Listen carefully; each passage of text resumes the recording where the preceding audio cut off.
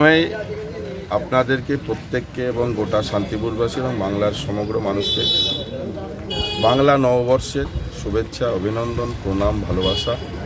যে বাংলার মানুষ ভালো থাকুক, সুস্থ থাকুক এবং শান্তিতে থাকুক। বাংলার যে সম্প্রীতি, রবি ঠাকুরের বাংলা, জসিমউদ্দিনের বাংলা, নজরুলের বাংলা, এ শান্তিপুর, করুণানিধানের শান্তিপুর, কবি কীর্তিবাসের শান্তিপুর, মোজাম্মেল হকের শান্তিপুর, এ শান্তিপুর অজয় দে আব্দুল সালাম কারিগরের শান্তিপুর, রাম রহিমের শান্তিপুর। এই শান্তিপুরের শান্তি এবং শান্তিপুরের উন্নয়ন ধারাবাহিকতা বজায় থাকুক। আমরা আপনার প্রশ্নের উত্তরে বলি যে তৃণমূল কংগ্রেস ভারতবর্ষের মধ্যে একমাত্র দল এবং আমাদের নেত্রী যা কথা দেন মানুষের কাছে তিনি সেই কথা রাখেন। মমতা বন্দ্যোপাধ্যায় প্রায় 100-র কাছাকাছি প্রকল্প তিনি মানুষের কাছে বিভিন্ন প্রকল্প নির্বাচনের আগে বলেছিলেন এবং মানুষের কাছে পরবর্তীকালে সেই উন্নয়ন পৌঁছে দিয়েছেন। ভাবতে পারছেন, দুয়ারে রেশন, দুয়ারে সরকার, আমাদের পাড়া আমাদের সমাধান, মায়েদের লক্ষ্মীর ভাণ্ডার, সব তো দিদি গোটা বাংলার মানুষ বাংলার ঘরে ঘরে পৌঁছে গেছে। আপনি ভাবতে পারেন এই শান্তিপুরের মাটিতে মানুষের দাবি মানুষরা নিজে সেই ক্যাম্পে গিয়ে লিখিত দিয়ে উন্নয়ন তারা আদায় করে নিয়েছে। কার কাছ থেকে? মমতা বন্দ্যোপাধ্যায়ের কাছ থেকে। আমি আপনার মাধ্যমে বলি, আমাদের বিধায়ক 4.5 বছর আগে তিনি কথা দিয়েছিলেন, এইরকমভাবেই প্রতিজ্ঞা নিয়েছিলেন শান্তিপুরের মানুষের কাছে 3টে উন্নয়ন তিনি সর্বতভাবে পৌঁছে দেবেন। একটা হচ্ছে শান্তিপুরের মানুষের জন্য দীর্ঘদিনের দাবি অডিটোরিয়াম হল। আপনারা দেখেছেন লাইব্রেরির কাজ কয়েক লক্ষ টাকা দিয়ে আজকে শুরু হয়েছে।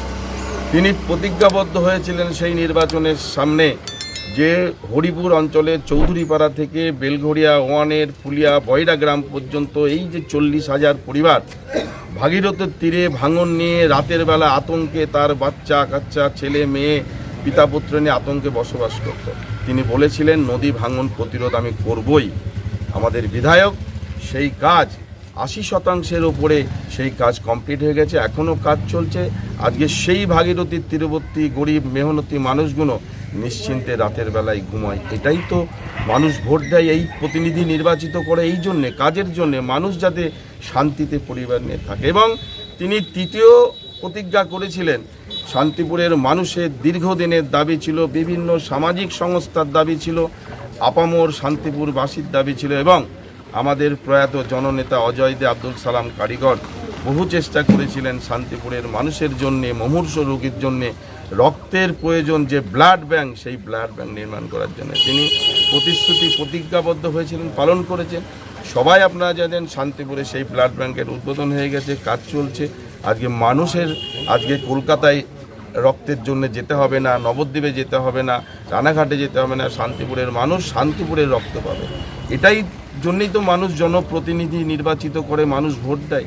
মমতা বন্দ্যোপাধ্যায় 4র্থবারের জন্যে মুখ্যমন্ত্রী হবেন, আমাদের সরকার হবে।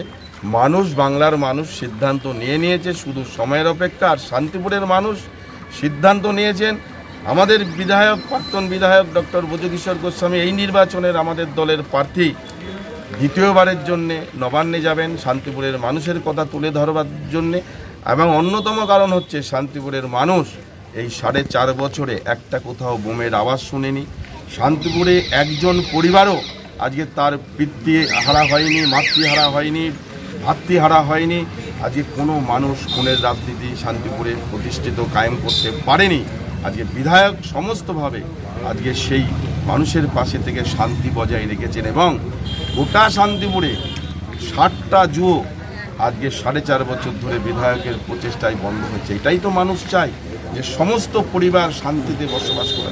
ভোট যাবে, ভোট আসবে, নির্বাচন যাবে, নির্বাচন আসবে, সমস্ত রাজনৈতিক দল মানুষের কাছে যাবে। আমি আপনাদের মাধ্যমে আমি বড়জোরে অনুরোধ করছি তৃণমূল কংগ্রেসের পক্ষ থেকে এই নির্বাচনে শান্তিপুরের শান্তি, শান্তিপুরের উন্নয়ন, শান্তিপুরের সম্প্রীতি বজায় রাখার জন্যে আমাদের প্রার্থী, সম্প্রীতির প্রার্থী বিজয়কৃষ্ণ গোস্বামী বাড়ির উত্তরসূরি, তার বাড়ি সেই বাড়ির সুসন্তান ডক্টর ব্রজকিশোর গোস্বামীকে 3 নম্বরে আমাদের ইভিএমের সিরিয়ালে আছে, 4 নম্বরে সিরিয়ালে আছে, 4 নম্বরে জোড়াফুল প্রতীক চিহ্নে তাকে ভোট দিয়ে বিপুল ভোটে পুনর্নির্বাচিত করার জন্য আমি আবেদন রাখলাম।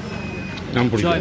বৃন্দাবন প্রামাণিক, সভাপতি, শান্তিপুর শহর তৃণমূল কংগ্রেস এবং আমাদের প্রার্থী ডক্টর ব্রজকিশোর গোস্বামীর ইলেকশন এজেন্ট।